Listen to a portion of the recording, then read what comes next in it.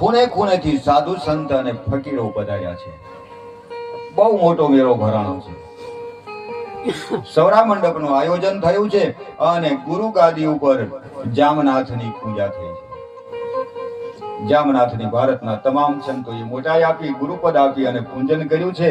અને પછી સૌરા મંડપના નિયમ પ્રમાણે અજિયાનો વધ કર્યો છે. બકરીને કાપી અને એની પાહોળ કોરી એટલે કે પ્રસાદી લેવાની છે. બધાએ શરણામત લીધું. પછી બધાએ હાથમાં જળ લઈ અને સંકલ્પ કર્યો કે ગત ગંગાની અંદર જો પ્રમાણ હોય તો આ અજિયા બેઠી થાય. બધાએ અંજલિ સાટી પણ અજિયા બેઠી થઈ નહીં. અજિયા બેઠી ન થઈ. બધા જ મૂંઝાણા છે કે હવે શું કરવું. હાસા સંતો હતા એ કહે ભગવાને ના પાડી હતી તો આયોજન શું કામ કર્યું.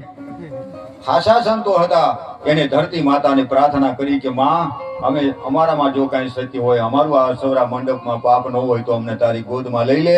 ધરતી ફાટી. ભારતના જે હાસા સંતો હતા એની સમાધિ થઈ ગઈ અને ખોટા હતા એ બધા મંડ્યું ફેંકી ગયા. ખોટાને તો શું છે, જ્યાં લાડવા મળે ત્યાં ખાવાના હોય, મોજ કરવાની હોય, એને શું લેવા દેવા સૌરા મંડપ વાળે.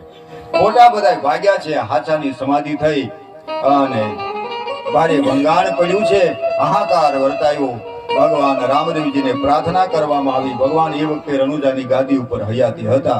એટલે રામદેવજી મહારાજ અને ડાલીબાઈ સૌરા મંડપની અંદર આવ્યા. એમણે કહ્યું કે ના પાડવા છતાં તમે સૌરા મંડપ કર્યો છે, પણ આ સૌરા મંડપની અંદર મારા ઘણા બધા ભક્તો ધરતીની અંદર હોમાઈ ગયા છે, સમાધિ લીધી છે. એમની લાજ રાખવા માટે કલિયુગની અંદર હું અવતાર લઈને આવીશ. નકળંગ અવતારે આ અજિયાને હું બેઠી કરીશ અને ત્યાં સુધી સૌરા મંડપ રહેવા દો અને હકેલતા નહીં. અને આજે જે સંત મહાપુરુષો આ જમીનની અંદર સમાધિમાં બેસી ગયા છે એ બધા પણ મારી સાથે બહાર આવશે. ભગવાન રામદેવજી મહારાજ વચન આપે છે. આજ પણ જુનાગઢ ગિરનારની સામેનો ટેકરું છે જ્યાં સૌરા મંડપ થયો, આજ પણ સૌરા મંડપ હકેલાનો નથી, એમનું સલામત છે.